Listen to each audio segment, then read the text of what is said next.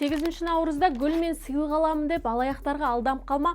8 наурыз жақындағанда бәрі гүл, сыйлық, тосынсый іздей бастайды. Бірақ дәл осы сәтте алаяқтар да пайдаланып ақшаңызды ұрлап алуы мүмкін. Сізге аяқ астынан хабарлама келеді. Сізге гүл жеткізу рәсімделді, тапсырысты растау үшін SMS-кодты айтыңыз. Бір қарағанда бәрі қалыпты сияқты, иә?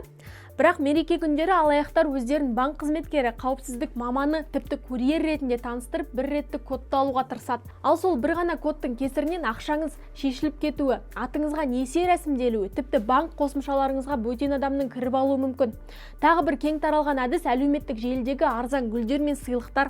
Тек бүгін үлкен жеңілдік, алдын ала төлем жасаңыз деген қызықтыратын жарнамаларға сеніп ақша жіберіп қоюыңыз мүмкін. Бірақ төлем жасағаннан кейін парақша жабылады, ал сатушы ғайып болады. Есіңізде болсын, банкте, полицияда, ресми қызметкерде сізден телефонмен SMS-код, пароль, карта деректерін сұрамайды. Ал сұраса әңгімені бірден тоқтатыңыз, себебі бұл алаяқтар. 8 наурызда гүл сыйлаймын деп алаяқтарға өз ақшаңызды сыйлап қоймаңыз. Мереке құтты болсын.